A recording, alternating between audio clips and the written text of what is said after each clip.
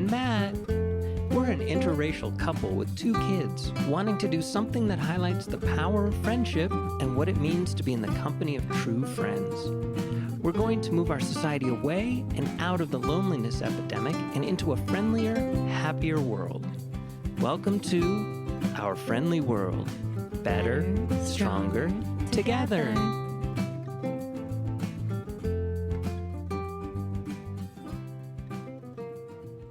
Are we ever going to get a new table? I feel like I got this table for us and I said, I will have it forever, honey. But we're sitting, No, our forever table's in the other room. Well, times were really tough and every dollar counted. And Right. once we started to begin to get back on our feet, I saw this toddler picnic table. I'm like, honey, we have to get it. With an umbrella. With an umbrella and chairs. And it was like under $100, but that was like to us $1,000. And we got it. And to this day, we're still sitting. And the kids are now taller than I am. And we're still sitting at the table. Oh, wow. Okay. Yeah, now right. I'm looking at the perspective of Matt sitting at the table. There's my knee right there. There's the... Look at that. Look at that. Yeah. Yeah, So- I'm not sitting in one of the normal chairs I have. There's an ottoman right here. So, God, if you're listening to me, please help. Help us move to We where... have a real table. I know, but...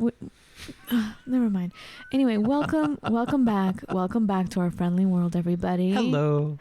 So today, this show is really important to me because of the bond that I made with our very special guest who's here. Don't say anything yet. He's here. He's listening to us right now.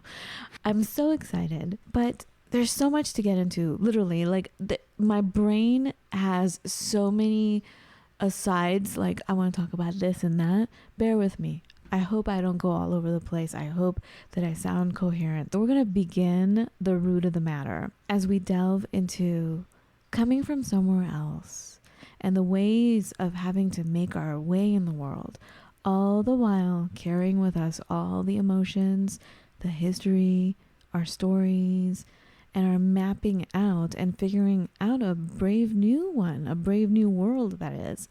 Sometimes this is hard to do, especially with the trail of the people who came before us, like our ancestors, grandparents, great-grandparents, sometimes even parents, who may not have the stories, or they do have the stories, but they're not passed down to us. All the whys, the hows, and whens, like, why did this happen? Not even knowing that we should be asking these questions because we have no idea what happened in the past. What makes someone behave the way they do? What makes our household, our home, have a certain vibe or like a certain history? Like we just go along with things, especially when we're children, because I mean, we just go along with it. Well, what's normal? I mean, everything is so new when you're born, so it's not like, well, I feel like our kids did, so maybe other kids do too, like our babies. I feel like they questioned everything from the beginning. Like they came in, they were like ambassadors of love, and they were like, what the heck is this? No, this has got to go. You know, like I just feel like we don't ask the questions because we don't even know, because there's so much new coming at us. We're just trying to survive. And so today, this is what I want to talk about. And the thing is that since we may not have the stories that we can turn to, what we can do is turn to our senses, especially, I think, our sense of taste and smell. That's where a lot of important information that's encoded in our lives comes through, like through food, through certain ceremonies that you may not think are even related to your culture, but there are clues hidden in everything. And once we sit around the table and break bread and meet new people, we can make sense of where we all came from. Even if you think, well, I came from the United States, I've been here, my people have always been here. Well, no, they haven't. You know what I mean, Matt? Yeah, absolutely. Once upon a time, there was a land bridge between Asia and North America. So yeah, people went across there. I mean, if you want to talk about if you want to food, go far enough also, back, if you go far enough back, the almond is not even a nut; it's a fruit, and it's two fruits coming together with Actually, our very special friend who's with us can probably explain all this, but like the mountains came crashing together and it created the almond. Anyway, we'll talk about that on another show, which is what I used to talk about on Faith in a Seed, my cooking show. Anyway, guys, I have some questions for today before I introduce you to our beautiful friend. One is memories and food. Well, let me go back. Let me go back to the first question I have is, how do we express being anything? How do we express ourselves? How do we express being Armenian? How do we express being Persian, being American? You know, you fill in the blank. How do you express who you are, Matt? Like, where you come from? How do we express that culture? How do we express ourselves? I want to talk about memories and food.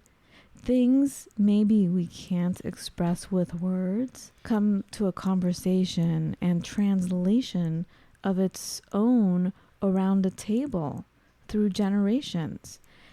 You have feelings like, I remember watching that movie Like Water for Chocolate. If any of you saw that, the main character, every emotion she has as she's cooking is actually being translated and embedded right into the food.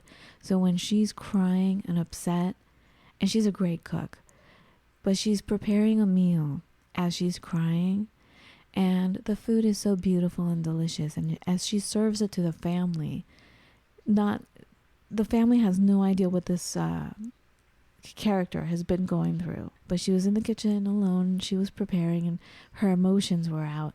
And as the family is sitting around the table eating this delicious food, they all start weeping, feeling her tears that went into the food. Do you understand what I'm saying? I do. And that's how I feel about food also. So it's like the movie Like Water for Chocolate. That was the name of the movie. Did I already mention that? You did. Okay. So it's like that. That's where I want to go today, in taking our emotions but really exploring our history. And especially today, I want to talk about the Armenian culture and the Armenian history to some extent. Obviously, we're still trying to learn. We don't know everything. We're just, I feel like, what do you say, Matt? History is written by the winners. History is written by The usually victors. the ones who are the bullies that win the fight. Right. Right?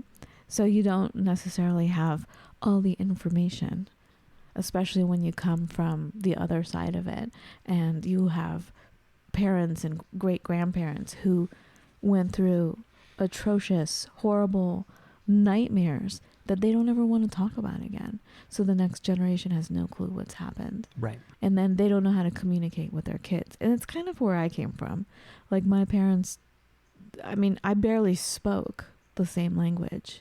Now I feel like I've totally lost my language because we didn't really speak that much. And I was raised in a completely different culture than they were raised in. Even my sisters. I was the youngest and I just adapted because we moved when I was very little. Mm-hmm. And so it was a completely different life. Anyway, those are some questions I have. And what makes us come together at the table? It's usually hunger, loneliness / companionship, right? Come from exile. We get together at a table for celebration, for conversation, for safety, for learning new things, for brainstorming. I've noticed a lot of, over the last couple decades, it's the hip thing, or it's a mandatory thing to have a meeting at the office over lunch, which, by the way, I don't agree with. I feel like food is so sacred. That sacred space to nourish myself. Like, I may not have the space or the capacity to keep going over lunch to talk about business. But it's interesting how businesses have also, knowingly or not knowingly, Mm-hmm. come to the table to bring about conversation. The table is really important. Much like our little toddler table over here, that has been our office for our podcast and everything else. So anyway, I do have some other questions, but now, guys, I want to introduce you to a new friend of yours. I have a new friend for you out there, a new friend to introduce you to. His name is Joseph Krikorian. We call him Joey. He is really interesting. He's totally into sci-fi. He's a scientist. Did you know that? I told you that. Right? Wait. He's a scientist. He grew up in New York, just outside of New York. He'll tell you all about it, but he has a really interesting story, a really interesting background. He's a geologist. There's so much about him. He has so many facets that are so rich and amazing. We met over Zoom once again. One of my dear friends who I consider like family that I haven't actually met in person yet because we met over the pandemic. We were talking in a group one day before the meeting started because, we usually have meetings about podcasting and, all these techniques and things we need to be up on. We're all from different places and different races. And so we started talking about racism. And then, of course, I don't know how it happened, but we veered towards food. And we had the best conversation about racism and food. And racism and tools in the kitchen. Really interesting talk. But then I was so delighted because I've been wanting to reach out to Joey. And I've put it out there like, hey, can we have a Zoom here and there? Like I've posed this question to a few people. And then Joey sends me a note on the side saying, hey, can we talk about the Armenian and Persian recipes together? I'm like, heck yes. So we had a meeting and voila, here we are. Everybody, please meet our friend Joey, your new friend Joey. Joey, welcome. Thank you so much. What a great introduction. Yes, I am. Hello, everyone. I'm your new friend. Yay! Yeah, as Fawn said, I'm Joey Krikorian, as you could tell probably by the last name, or hopefully now you're learning that last name is Armenian. And yeah, I feel like I have so much to say already based on your introduction, Fawn. I have more to add. You guys, I forgot to mention I did kind of mention he's also a podcaster. I'm not a sci-fi geek, but can you, Matt, describe his podcast? Name first. His podcast is called Krypton to Alderaan, which kind of runs an interesting gamut because, of course, Krypton is the home of Superman, and Superman was the first superhero. God, I could geek out on this all day, but I'm going to try and be brief. And Alderaan is, of course, where Princess Leia Organa was raised in Star Wars. And yeah, spoiler, Empire blows it up. So, on a serious note, a very fitting sort of relation to the conversation we're going to have today. The Empire, Alderaan, blowing it up, that kind of thing, I think. Which leads us to the root of the matter, Joey. Yes. How certain cultures are completely destroyed by certain people, and how do you pick up and how do you carry on family? How do you carry on the stories? Joey, I know that... First of all, rewind. For those friends that want to know more about Joey, his link is right there under this show on the website. So go to that because there is a Joseph Krikorian out there. There's a few of them, right? The big one is an Armenian pop star. Oh, dear. So good luck, folks. He is just fun to watch. You know what? I recommend following that link to me, but I also recommend following a link to him. Oh, watch nice. some of his music videos, listen to some of his music. Exactly. So going back now, I know that you have your story is quite beautiful. I know that you were born in New York. Was it the Bronx? You're from the Bronx? Well, I was born in the Bronx. I think that was kind of like an emergency stop between where my parents live and where my grandparents live. Mm-hmm. So I think they were either it was an emergency stop or that's where they agreed to meet sort of in the middle to have me be born. Oh my God, Joey, that's a perfect term for it. Emergency stop. My family also had some emergency stops. Or spots. So I know that your great grandparents escaped Armenia and Turkey. Yep. and that your great grandfather married your great grandmother, who was Italian. So, an Armenian and Italian. When we were having a conversation, it was hard to put all the pieces together. We don't have all the pieces. We don't know exactly what happened. All we know is that these parents, grandparents, great grandparents just wouldn't speak about anything. And I wonder, is it because it's so painful to talk about and you just want to forget about it? Is it because you want your children to just acclimate to this new place and blend in? Do you want to spare them the pain? Why do you think that they don't talk? People don't talk. And that's my main thing. Like Matt refuses to talk about certain painful things, and then I do. And then we end up having a fight. Maybe that's it. You have fights, right? But it's all good. A fight is good at the table because it's spirited conversation. Because as long as you have respect, it's okay to fight. We need to figure it out, and it's emotional. Voices may get very loud. It's okay, because we love each other, and we're gonna find out. We need to find out our background. Anyway, back to you, Joey. Please, I like how you described everything. So tell me the whole story with your great grandfather, whatever you can remember. My great grandparents, like you said, fled the Armenian Genocide and came to America. And the Death March. They actually lived through the Death March. They survived. Yes. See, that those are points in history that I don't know and no one ever talked about. So I don't know exactly where they were, exactly what part of the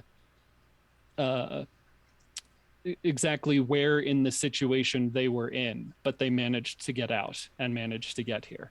So they had, go ahead. I'm sorry, can I interject? First of Sure. all, Armenia is, I believe, the oldest country in the world. Now, let's take a look at that. Yeah. And the richness of everything that comes with a culture. That's amazing. Yeah. And it makes me really sad that we don't know anything. Yeah, that's a whole other sort of branch of this conversation, is that when people listen to this podcast, for probably, or for maybe a significant amount of them, this is the first time they're hearing of the Armenian Genocide, or the extent to which it took place. It's not taught in schools. Up until this year, it was not recognized as a genocide on the federal level. That's something that happened this year. It was recognized on the state level in many states. So over 100 years of not recognition from this country that it actually happened. So it's really hard to I don't know, gain traction talking about that kind of thing with people because they've never heard of it. How could it be that they never heard of something that horrible happening, and that the country that they live in has never recognized it? And for many Armenians who fled here for refuge, living then in a country that refused to recognize it for various reasons, I can't imagine the toll that had on people. And so, yeah, it's just crazy, and it's not something a lot of people have heard of. I mean, we talk about this all the time in our home because there are so many cultures that have also gone through this, but we can't talk about it sometimes because, just speaking about what happened with the Armenian people, you can end up dead. Sure. So do your own research out there, friends. Figure it out, because to this day, we seriously can't say anything without having serious consequences. Mm-hmm. Yeah, I would recommend for anyone listening that wants to know more. There's ample research. The great thing is that, we can Google anything now. But if you're wanting to read a wonderful book that goes through personal and event history, it's called 100-Year Walk by Dawn Anahid McKean. It's a wonderful book. She goes and retraces her grandfather's step, who survived the death march and kept a journal.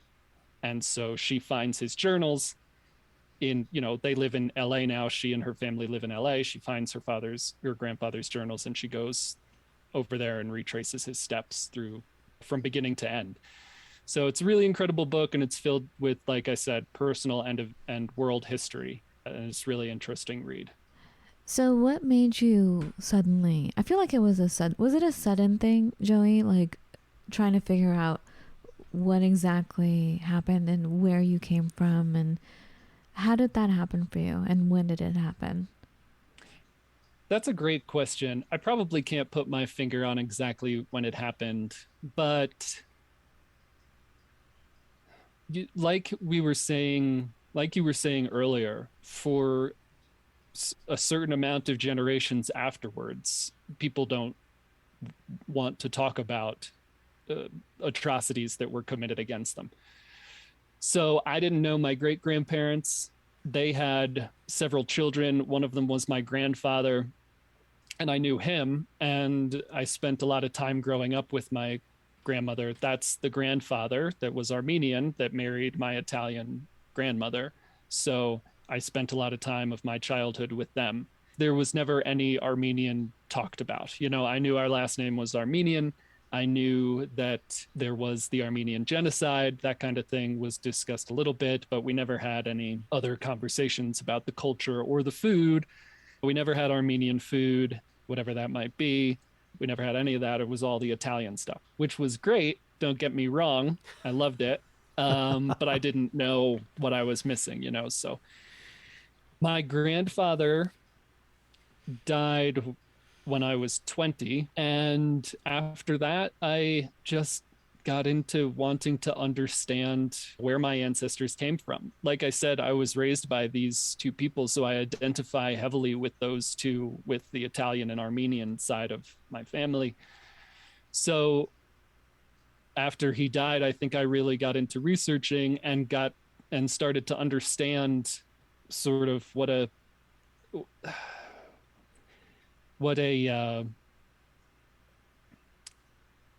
what's the right word? Started to understand that it was lacking that I didn't ask him questions before, when I had the chance. And I just didn't understand, like you were saying earlier, I didn't understand that I should. I was a teenager and a 20-year-old and caught up in my own world. But looking back, obviously we all look back and wish we could have done stuff differently. I just wish I could have gotten that personal experience. It's why I really love that book I mentioned earlier, because she actually gets that and she has like the written documentation of it. But I would say that that's probably when I really started diving into it, and that opened the door to all the genealogy stuff. Unfortunately, with the Italian side of things, it's easier to trace back. Right. Just from a desktop armchair, family genealogical research. With the Armenian stuff, you just hit a wall. I mean, you can't trace it any further back than when they got here. And the people that were left, the very few Armenians that were left after World War I, scattered, or during World War I, scattered. And so it's impossible to track down anybody you might have been related to. They changed their names. So it's difficult to do the research. But that's my long-winded way of saying probably when I was 20. Yeah, I feel like when it's okay. I mean, I feel like I say it's okay, trying to express to you that it's never too late. And I feel like at that time where you became hyper aware of your background and your heritage, it was most likely your grandfather actually still talking to you. And it's nothing like the perfect time is now to study and to learn, because I do believe that the answers are there. I do believe that they are encoded in everything. And so, which leads me to food, because as we were talking about all this, it felt very familiar to me also. Coming from being Persian, Persians and Armenians are very close. And our language is almost the same. If I dare say that, I could be wrong, but there are so many words that are similar, many words, and our food is very similar. And growing up, I always heard Armenian this, Armenian that in such a lovely way. Like, oh, they're Armenian. It felt like a brotherhood, sisterhood to me. It was just being an ignorant child, not knowing what's happening. I just, you would hear about this other culture, Mm-hmm. but it felt like, oh, our brothers and sisters over here, like, oh, that's a slight variation with the Armenian dish over here, as opposed to the slight variation of the same dish with the Persians over here. And so when we bonded over food and spices and scents, I was like, yay. And it's so funny because you are, how do I say this? You're living in the state above our heads, and just, over the border in Wyoming, you are like, you would think that you're totally Caucasian, but the instant that I saw you, I was like, that's my family right there. I didn't know your background, Joey. I really didn't. I didn't know anything about you, but I felt the sense of family. Like I always tell Matt, like when I was really little, I could spot someone who was Persian from Iran. This is way before there were a lot of Persians in the United States, but I could spot them at 5 years old from 3 blocks away. And I would start yelling at them, hello, in Farsi. And I could see them tensing up because they wanted to hide their culture. They wanted to hide who they were for survival reasons, right? Because, the Middle East, like all the cultures in the Middle East seem to be always the bad guys. And especially in the West, to survive, you just don't want to be seen as anything. You just want to blend in. And here I am, 5 years old, in Farsi saying, hello, and then when they would get closer, they would kind of nod to me, that gangster nod. I shouldn't say gangster nod, but like they would like nod to me like, yes, hello. Yeah. Oh, nice. A long-winded way of saying I recognized you, Joey, from far away through Zoom. I knew there was a connection. Well, that's great. I love that. And I should say I am like very Caucasian. I'm very white. So it's, I don't know. It's like I'm very white. I'm trying to look into my Armenian, my Middle Eastern roots. So y'all talk a lot about racism on this, or race on this show, and racism subsequently. But I guess I just want to put that out there. Like, I'm trying to understand my ancestors' culture and the culture of the Middle East and the Persian culture and all of it as this, white guy in Wyoming. So yeah, I'm just trying to understand all of it. And I appreciate, and I'm very happy that you recognize me as that, Fawn. Thank you. And I just want to preface, I also want to say that I hope, I'm sure I sound terrible. Matt is always pointing out that I sound racist. Because I'm like, the white guy. I shouldn't, I'm not, please understand, I'm not disrespecting. I'm not trying to disrespect anybody. I'm just saying I have felt so shut away and ignored that all of a sudden I woke up to like saying, hey, Well, you're still that 5-year-old kid who wants to say hello 5 blocks away. I want to be recognized. I want to be seen also. And, I've always been ignored. So I'm like, hello. So please know that I have love for it comes from love, but it's also, it is that 5-year-old in me that is like, hey. I completely get it. Now, if I could just interject for a moment, for our readers who are our listeners who don't have access to a map at this current point, I will tell you currently Iran and Armenia border each other. So it's kind of no surprise. And if you take a look at Iraq being the cradle of, quote unquote, cradle of civilization, whatever that means, but if all culture started there and spread out, Well, guess what? It's going to go through Iran and then immediately to Armenia. So it started with Armenia. Armenia is actually the cradle of civilization. And there you go. They are the ones, by the way. Which leads us to make sure you stick around for the end of the show. We have a surprise for you. So Joey, Mm-hmm. where do we go from here? As we started to talk, during our first like one-on-one friendship talk, immediately we had one thing in common, and it was a spice. Somak. I call it somak, but it's... You mean sumac? Yes. So how do you use that spice? First of all, Matt, how do you, in American terms, describe sumac? Somak. Well, it's this almost powdery, not really powdery. It's a little moist, but Grainy. It's powdery, grainy. It's magenta, and it tastes like lemon. And it is the most amazing flavor. But Joey, I can only use it raw. Like Persians put it over rice or over their whatever proteins they're eating. What do you do with it? So I just got these spices, these like different Armenian, Persian, that set of spices several months ago. You got the collection.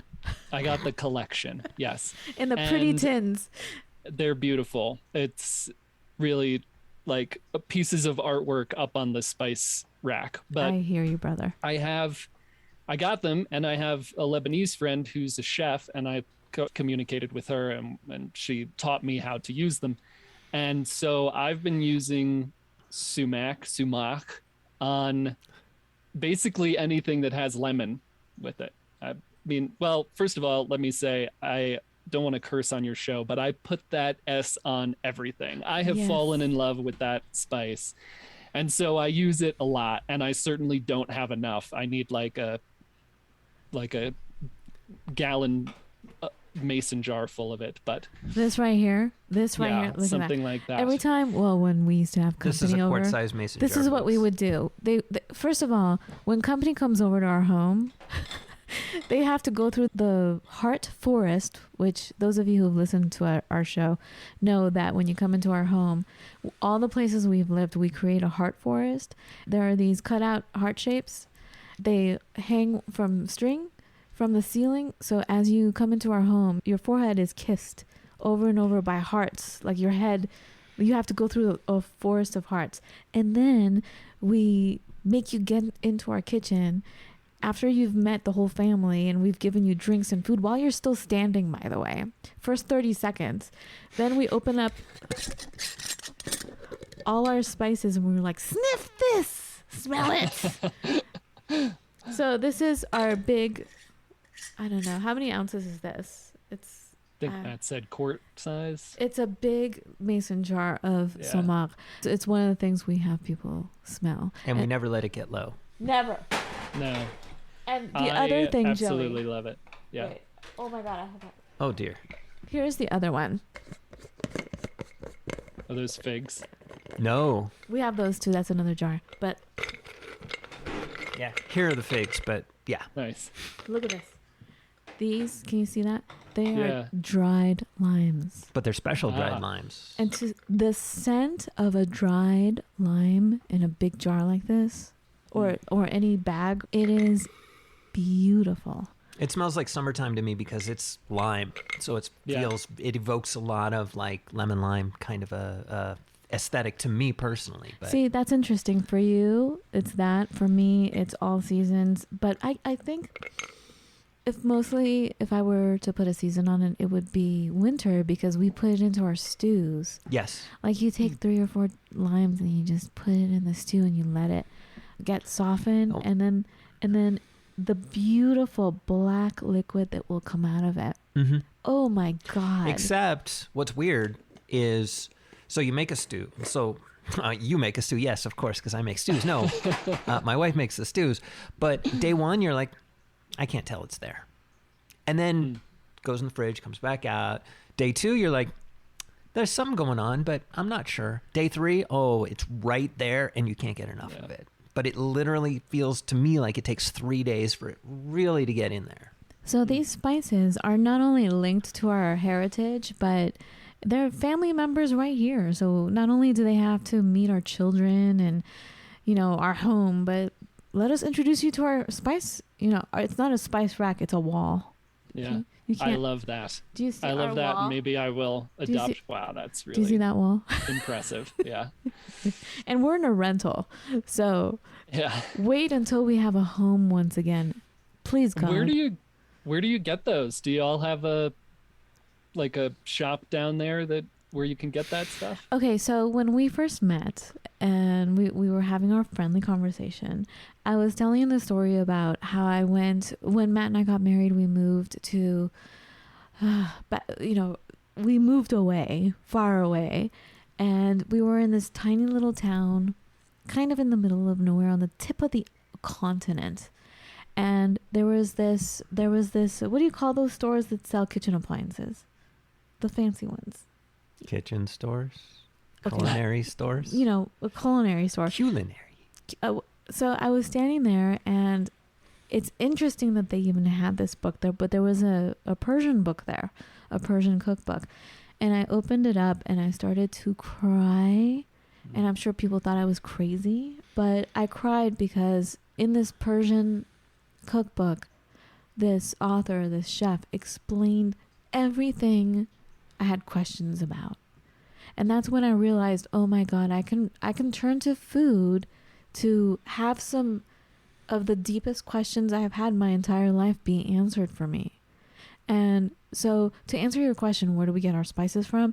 At the back of this book, she had a whole index, like a whole, not index, but like a whole section of this is where you get this spice and this is where you get this spice. And they were all online. I'm like, what? So Joey, online, whatever culture it is, put store after it, and all these beautiful mom and pop And sometimes shops. not mom and pop, huge internet enterprises. No, I like Right. the mom and pop ones, Joey. I know. Because we became friends with one of the mom and pop Persian stores from Atlanta. We became friends with them, and I started crying all over again because of the way their emails were worded. I'm like, this is not normal. Like, are they talking to me Well, like they this? would call you Dear One and things. Yes. And I'm like, oh my Yeah. God, it's because of my name. Oh, look at that. And then when we became friends with the owners, they're like, oh no, we train our staff to speak that way with everybody. I'm like, oh, that's nice. But I thought I was special. You could have let me have this. But anyways, just for 1 second, just to drag a little geek back into the world just for a second. The town that we lived in was actually a town that Frank Herbert, author of Dune, really enjoyed, and I believe he lived there. really? I'm not Nice. kidding, and his kids still live around there. Really? Every town we've moved to, some famous author was there. And now we're in the place of Stephen Stephen King. Well, Stephen King did live Stephen in King. Boulder at one point. But that whole you guys, Shining. Shining, the hotel, Yes, we've been to that hotel. it's right. But it's kinda- not way up in the mountains. It's up in the mountains, but it's surrounded by a big town. So Well, it's doesn't near count. us. I am very familiar. I am very passionate about Stephen King as well, and The Shining is one of my favorite books Oh my that I've God. ever read. And the sequel book to The Shining, that this is way off topic, but the sequel book to The Shining that he wrote like 6-7 years ago now is probably my favorite book ever. See, our little girl has been for a few years now obsessed with Stephen King. No Harry Potter, couldn't be bothered. Stephen that's- King. Little girl. My baby. Yeah. Yeah, me personally, It's, The Stand, yes. Everything else, Stephen King, I don't like being creeped out that much. Oh, I'm okay The with Stand's it a- in The Stand, but unabridged, no less.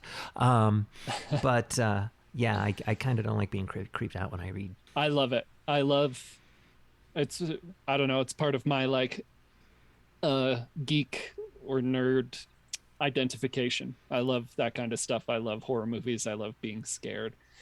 And I love Star Wars. Speaking of being scared, I know, and also the woods. I know that when you were a kid, you were obsessed with being out in nature in the woods, staring at Mhm. rocks, right, Joey? Yes. And so, which reminds me of the stories you began to tell me about your your grandmother, right? Grandmother or great-grandmother? Great-grandmother. Great-grandmother? It's hard to keep everything Oh my straight, God. right? Hold on. It was your great-grandmother. Because you were talking about how she had a hunting lodge. Yes. And that no one would hunt because she would prepare all these beautiful meals. Right. As a vegan, I'm like, yay! That is so Yes. beautiful. Tell us more about that. This is my Italian great grandmother. So I don't know, maybe I should make a flow chart for putting up with this episode. But yes, my Italian great grandmother moved out of the city, and she and her husband bought this hunting lodge, or what they turned into a hunting lodge. And yes, so she would cook these incredible Italian meals for days. I mean, they'd cook for days. The legend goes that the hunters would show up, and their plan being to obviously go out and hunt, but no one would be. Everyone was so infatuated with her food that no one would leave the place. Yay! Nice. That's beautiful. And it was incredible food. I mean, maybe I'm biased, but it was incredible. And she was just also an incredible woman. I mean, just like she fought for women's rights. She was part of the beginning of the Garment Workers Union in New York. She bought, they bought this hunting lodge, and she helped run the business.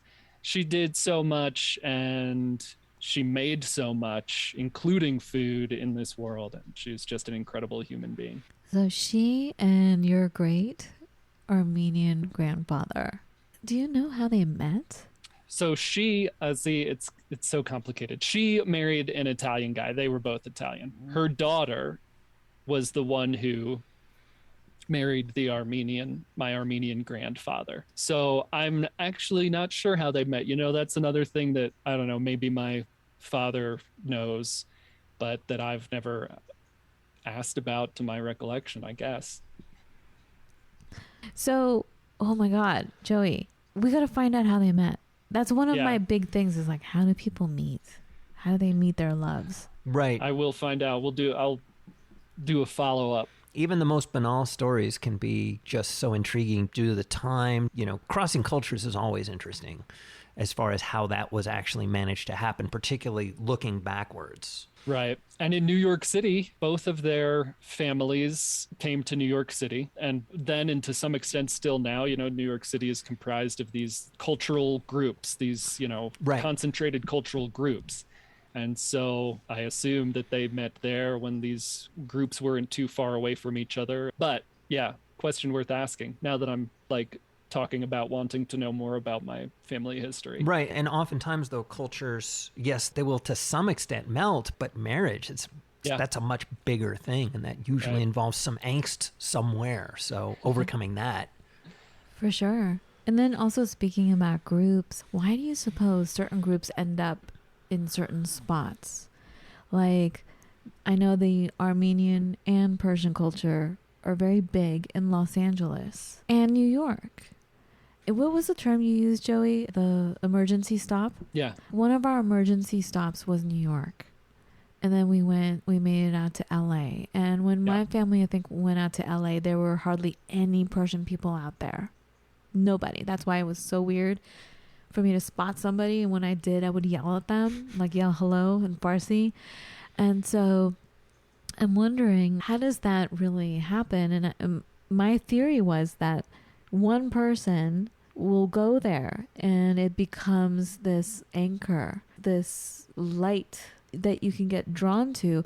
I was telling Joey that when I was a student in Europe, when I was studying in England, and I would go to Europe, I would on my breaks, I would go to Paris or something.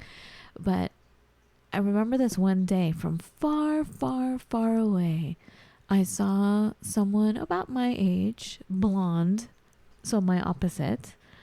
She turned around and she had a sweatshirt on, and I think it said Nebraska.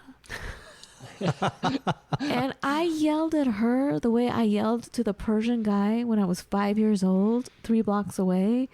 Hello! I was waving, Nebraska! Hey, hey! And so she was American. And I was like, oh my God, what a lucky, fortunate event that I'm seeing you. You're from the United States? Girl, so am I. Do you know what I mean? Like, we're drawn together for safety reasons, probably. You know, it's that primal need to stick together. Right. For safety reasons, right? And so, anyway, like, I met so many people like that because of a sweatshirt or a t-shirt. But it's interesting. I think that if there's any kind of a hint of some kind of relation, even if it's not directly related, it is like, oh my God, we come from the same place. We don't have to go and retell our stories again because you know, I don't have to go through the effort of explaining myself to you because I can relax in knowing that you know me. Yeah. And so we can form a community together. It's so funny that you say that because thinking about it now, it seems like I'm the exact opposite of that. You know, when it comes to all this stuff, like I said, I'm very white. You know, I'm very white skinned. So when I'm in these situations where like I see an Armenian person or we're around Armenian people, I feel very reserved and held back about doing that kind of thing, about being like, hey, I'm Armenian, you're Armenian.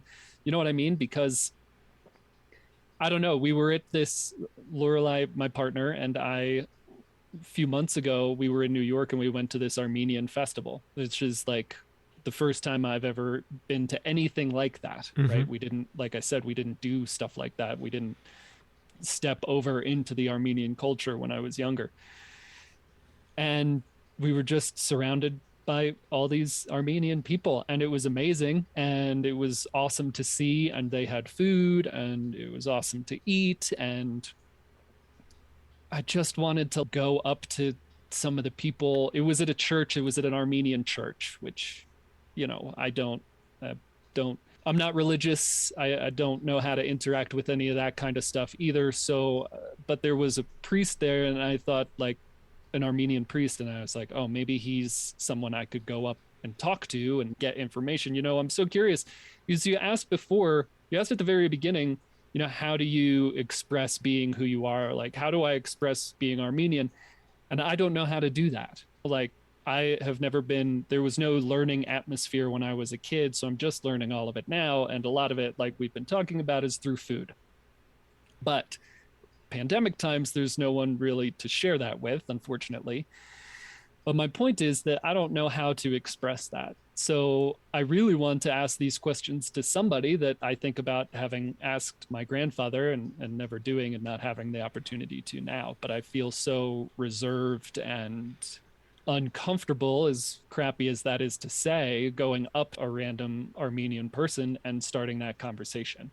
It's also, you know, I now understand that my grandfather didn't talk about it for a reason. Whatever it was, everything that had happened, which was terrible, like 2/3 of the population was killed. So a horrible event to go through, even though he was the next generation, a horrible event to have happened in very recent times, and very little people left to talk with it about of your own people. And again, living in a country that didn't recognize it then and didn't recognize it for 100 years. So my point is, I didn't know how to express it. And I think in their reservation to talk about stuff like that, gave up on what we've been talking about, like the sense of taste and the sense of smell and all of that, connecting them to something, because I think that connection was hard to heal. So I just don't interact with those people in the same way as you're explaining that you do. I really wish I did. Maybe if I like had a few drinks of Armenian wine in me, I'd like have the courage to go up to them and talk about that. And that's where friendship comes in. I mean, you know, thank God we've become friends, because I've become quite, like, I feel like I'm a renegade, because someone not liking me is of no consequence to me anymore. Yeah. I don't care. But at the same time, I still sense that fear that I grew up with, because I was told when I went to school, don't let people know who you are. Like I would physically literally be told that by parents. Don't let them know our religion. Don't let them know where we just don't. And I still carry that with me. But I'm also watching the world, and I'm seeing that once where immigrants felt comfortable being in the United States because it was the land of the free, and they could look at a Yiddish newspaper on the subway and not be killed for it, they were like proud of that. But I feel like once again that the tides have turned, and you can't do that anymore. That you can't really tell people who you are because there is so much confusion and hate because of the confusion happening right now that it's scary to let people know who you are. As I'm talking on our podcast and telling you I'm Persian, I have a little fear. God honest truth. If I may be so bold, I think that there is a give and take to it. I think that there are certainly scenarios where it's okay. And you let your quote unquote freak flag fly, or you let your Armenian flag fly, or you let your Persian flag fly. And honestly, if it was me, God offering advice that I shouldn't be offering, you just literally have to say the equivalent of hello in Armenian. And that's it. And that lets them know that you know something. Now, that may be literally the only thing you know how to say. But all of a sudden, you're presenting yourself as somebody who's going to be respectful of the culture regardless. And then they'll find out that you're family, and because you're Armenian, and then that's another level. And I've seen my wife do this with people. Joey, Right. I do this all the time. The first time I had to actually physically realize this is what I need to do and like consciously do it was, I've talked about this on the show before, but we were on a train, a very long Amtrak train ride. And Matt is a great debater, and Matt is very Caucasian, very American white. Hello, look at him. So you wouldn't think like when we're together, people don't think we're together, So anyway, we were on this train, and this kid, sorry, friends who've heard this before, I'll make it very quick just for Joey. But like this kid from Berkeley hops on the train because he is going to a debate. He was on a debate team. And so he came from two mothers. So he came from the whole LGBTQ family. And this was a while ago. And this was a long time ago. And he was going on a debate, and he actually totally believed in what he was debating. Like what were we talking about? We were talking about medicine. It was vaccines, ironically. Yeah, isn't that strange? This was years ago. And how we should offer we should offer medicine to all the nations. It's really important. And we should even provide the recipes to other nations. Right. So this was years ago, Joey. And so Matt was like, okay, so this is your debate. I'm really good at debating. So Matt literally told him, look, I will play devil's advocate. So I'm going to just go against you so I can help you practice. So that was their what do you call it? That was their agreement. The passengers on the train did not hear that part. So they start their debate, and Matt is loud. Matt belongs on stage because he can project. And when he's pontificating and when he's debating, what do you mean? He gets really loud. And so Matt, as he was playing devil's advocate, sounded like the biggest racist person on the planet. And to my horror, I started looking around going, uh-oh, because I was the only non-white person on the train. Even this guy was white. So all of a sudden, people were cheering Matt on. Oh. And I got scared, Joey, because they were getting rowdy. And this poor little guy, he was 18-ish, 18, 19 maybe. He was in high school. Right, 18 maybe. He was not 19. On the correct side of the argument, but now he's got a train full of people against him. Well, and let's just say I agreed with his argument. Oh, but... sure. Yeah, Matt totally agreed with his argument, but like I said, he was playing devil's advocate, but the passengers didn't know that. So going back to food, what had happened was, as I was sinking in my seat, trying to not be noticed, as I'm sitting next to this guy, my husband, I'm like, what am I going to do? Because once this guy, thankfully, His stop was close by, so he got off the train. And by the way, when he got off the train, the whole train booed and hurried. So gross. They were like, "Get out of here! Yeah, leave! You know, get out of here!" And then I was left. So, Hello. so Joey, I go in my bag. When we travel, we carry our own. I carry food and stuff with us. So I started to take out these beautiful cookies and whatever I had in our bag and offering them to people. And this angry mob turned smiling and thankful in instant. And we became not friends, but like friendly. Mm-hmm. So food is a great connector to understanding one another, or at least calming down, you know, maybe leveling the blood sugar a little bit. Right. I don't know, but anyway. Well, and honestly, I think that argument goes back and forth. Spices, I think, absolutely can connect everyone. But sometimes people take a look at some of the quote unquote food and they're like, oh, I mean, you know, in the South, they eat hog jowls. Right. It's a little tough for me. That's a little tough to understand for me. And there's other cuisines around the world that everybody, you know, comments on, jokes about. You know, by the way, live and let live, you know, is firmly my motto. That's just a little tough for me. And that's me being honest. But here's where the thing comes in. So like as a child and, you know, as an immigrant child going to elementary school and showing up with my bagged lunch and being ridiculed. Actually, I was never ridiculed. My friends were ridiculed. I had a vibe on me people didn't mess with. Maybe they knew of my violent kindergarten self. I had a past in kindergarten, Joey. I had a past. I did. I had a past. I would knock kids out. Like, it was crazy that I never got in trouble. Yeah. But anyway, which leads me to this. The drive to get accepted can drive us away from who we are, where we came from, and our whole family. Because showing up with a bagged lunch that has a different spice or scent to it than peanut butter and jelly, and the question, the way it's posed, like, what's that, is so triggering for immigrants or for anyone that's different. Sure. Not just immigrants, but it is so triggering. And so we were talking about, like, maybe some of this started to shift during the movie The Breakfast Club, when Molly Ringwald had sushi for lunch. Well, when they compared all the different lunches that they had, the jock had way too much food.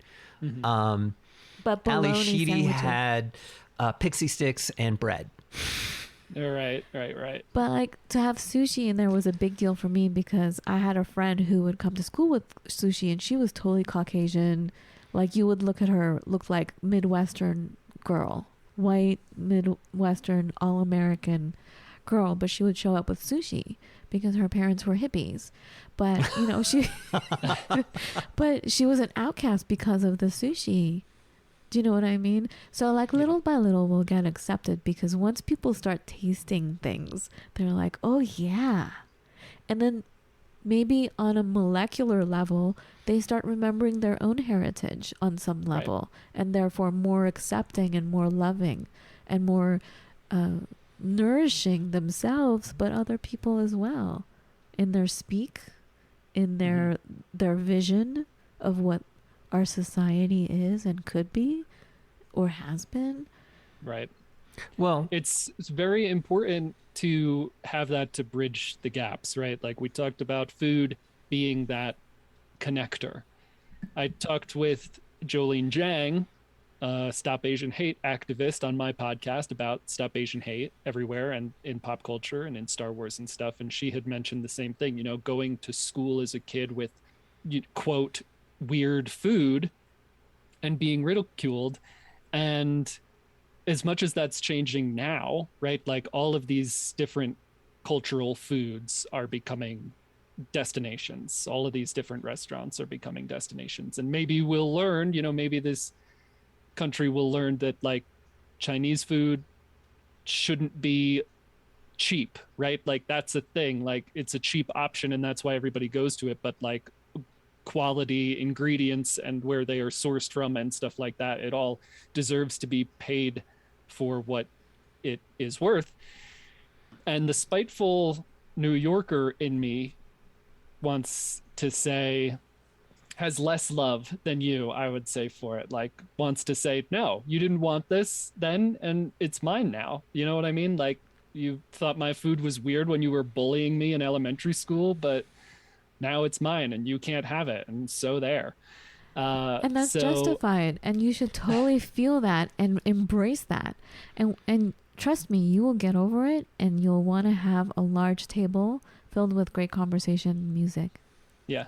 I also want people to try this stuff. I also want, because, you know, I want everyone to understand everyone, right? That's just where we're at in the world. Everyone just understand everyone and be okay with everyone, and we'll all get by. Absolutely.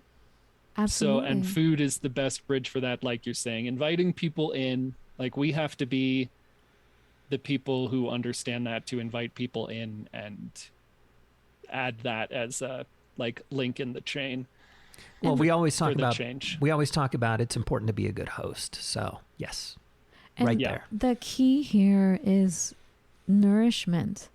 You know, we talk about on our show all the time, the term comes up quite a bit of capacity. People don't have the capacity for friendship anymore. Why? So we get to the root of that. That's what we talk about constantly, is what is at the root of that? What is the root of this particular matter? It's because we are extended beyond belief with stress.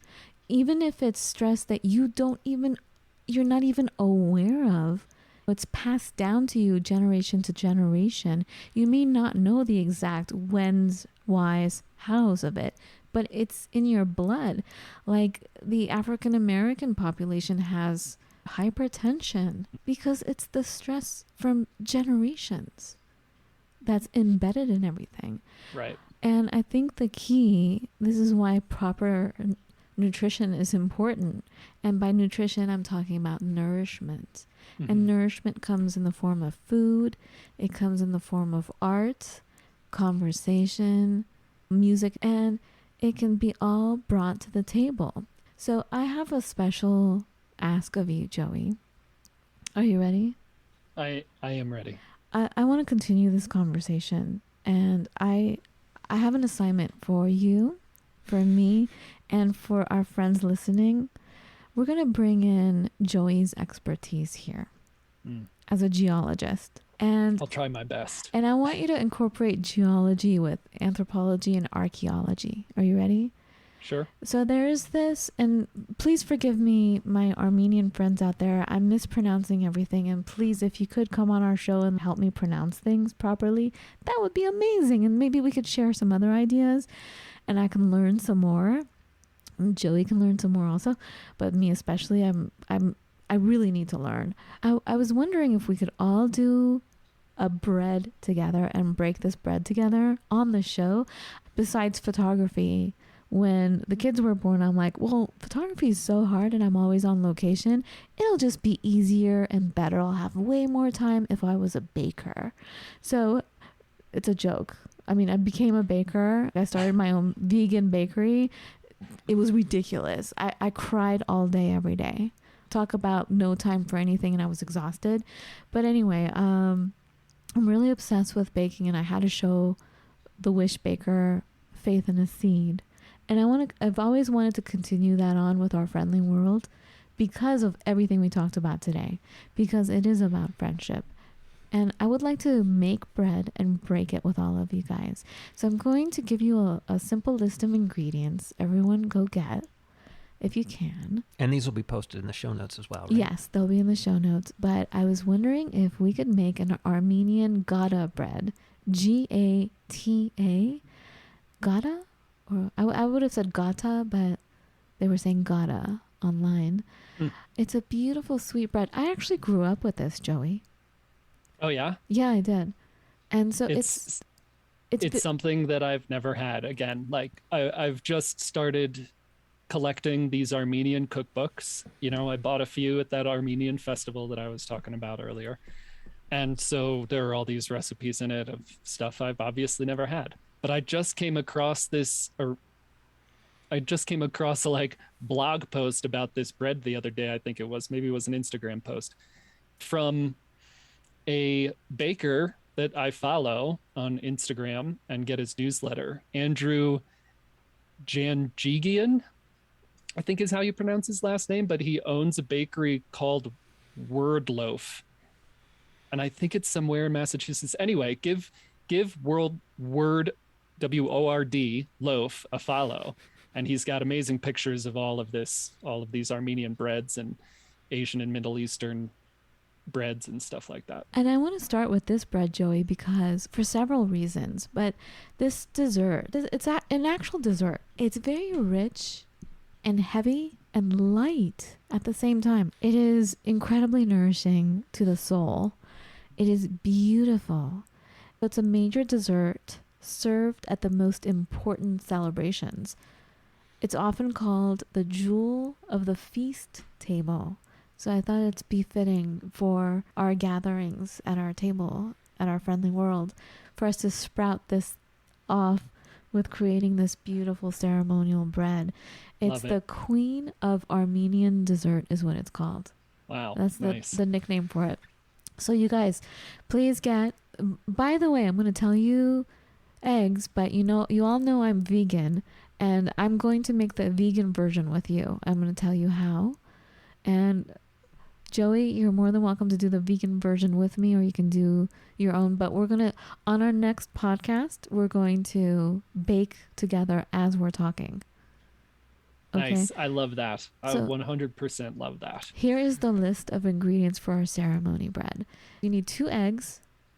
Instead of eggs, us vegans are going to use aquafaba, which is the best egg replacement. What you do is you can use it out of the can. I don't. I always boil chickpeas. It's the water from beans, and chickpeas work the best. If you want to make anything meringue, by the way, if you beat a little bit of this with some cream of tartar, it makes better stiff white peaks, like how people beat egg whites. It's better to use aquafaba because you get stiffer, the most amazing white peaks. We need 2 eggs. So get yourself some aquafaba. You can just get the chickpea cans, or you can boil 2 to 4 cups of chickpeas in a big pot of water and save that water. It'll be kind of gelatinized, the liquid, and that's what we want. You want to save that. You want to strain that part and put it in a jar, a mason jar, my favorite. I can't get enough. And just put it in the fridge. So we need 2 eggs. I would say, so I'm going to veer away from the recipe and add my own Persian flavor to it, which is actually probably Armenian also. We need dates. I would say maybe 8 to 10 dates, a handful of walnuts. I say half a cup of sugar, guys, but for vegans out there, you know what to do for sugar. So evaporated cane juice. We need 3 cups of flour, 1 package of instant yeast. You need baking soda, a little salt. Just to be safe, 2 sticks of butter. We don't actually use 2 sticks of butter, but have 2 sticks of butter handy. And for my vegan friends, you know what to do for butter. You can get any vegan butter out there, or you can even use coconut oil. Some vanilla extract, some cardamom, not necessary, but I would put in some cardamom, cinnamon, rose water. Guys, the best rose water is Cortaz, Cortas. Again, you don't need to use the rose water, and it needs to be rose water, like Middle Eastern rose water. This is not perfume, guys, okay? It is edible rose water, and it is divine. And that's it. How do we bring geology and archaeology and all that into it? It's the decoration of this bread that is key. Joey, they have stamps that they've traced to, I don't have my notes in front of me, but like basically the beginning of civilization. They have these, I'll show you pictures, I'll share it with you, and we'll share it with our friends on the Sure. next show. But they found these stamps that date back many, many, many, many, many thousands of years. And these are the stamps that are used on this bread because it is a ceremonial bread. It has its purpose for certain deities. I'll share more information on our next show. It's really beautiful, the designs, and each design has a certain meaning to Yeah. it. Matt, anything to add? Can I ask a question Yeah. real quick? Yeah. Do you all have, maybe this is a question for our baking episode, but I'm going to do it now so I know what to do. Do you all have to adjust the recipe? Like, I'm at 7,200 feet and I don't know how to bake anything here. Everything, I have to Joey. like change the ratios of everything. Joey, Matt is probably laughing. First of all, I never follow a recipe. Perfect. Second of all, we have moved like nomads so many times, and each oven is a different animal. And then moving to high altitude, I still Yeah. can't tell you what the difference is because we've moved so many times Yeah. at sea level and then up here at high altitude that I'm still perplexed. So that's one of the reasons I don't follow recipes. Mhm. I just kind of just look at it and feel for it. And you know what? I smell for it.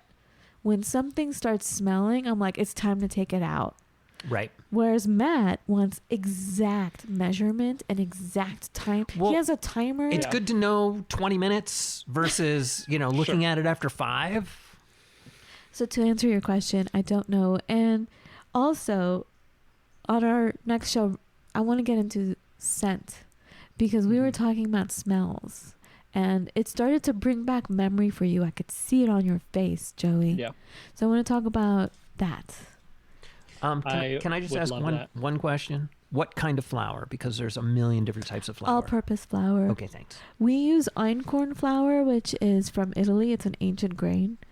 All-purpose flour, guys. No big deal. So please don't panic. It's a good opportunity for me to get potentially emotional. I mean, I was getting a little emotional when we were talking about this sense, and just now when I was talking about like not going up to ask people at the Armenian festival questions and stuff. I think I'm relatively hesitant sometimes to do this kind of thing or dip my toe in. I don't know why. But this 'cause is how we I'm express reserved ourselves. about that kind of thing. This Yeah, is exactly how we 100%. do it. I'm like, Joey, get some of the rose water, splash it around, put it in your tea, throw it in the air. I'm telling you, put it on your forehead. All right. Yeah. That's Love it. how you express it, my friend. Actually, that's my way. So I don't know, but we'll just Yeah. start from here and we'll see where we end up. Sure. We'll see you in a few days. And our next show, Joey, are you ready? I'm ready. Get your ingredients, everybody. We love you so much. Thank you for listening. Ooh, can I just put a plug out there? First of all, make sure you reach Joey. Joey's link is right there in our show notes. But can you guys buy us a cup of coffee? I put the coffee, what's that app called? Buy Me a Coffee. If you like what we're doing, if you want to support our thing over here, may I be so bold and brave to ask you to please buy us a cup of coffee? Whatever you can spare would be amazing. Thank you. Okay, that's it. Anything you want to add? Yes. Can I put in a quick plug? Yes, please. Just for anyone out there who is listening to this that is Armenian, like I said, I have questions. I'd love to talk to people. I haven't had many Armenians in my life to talk to. So if you're listening and you'd like to talk, please reach out. All of my contact info will be through that link that Fawn is putting in the show notes. So please And on our website. reach out. Got it. And on our website. Perfect. Thank you for letting me say that. Of course, Joey. We gotta expand our friend circle, right? Absolutely. Anything you want to add, Matt? He's shaking his head no. All right, we love you all. We'll see you in a few days. Get your ingredients. I cannot wait to break bread with you. Thank you, everybody. Be well. See you soon. Bye, everyone.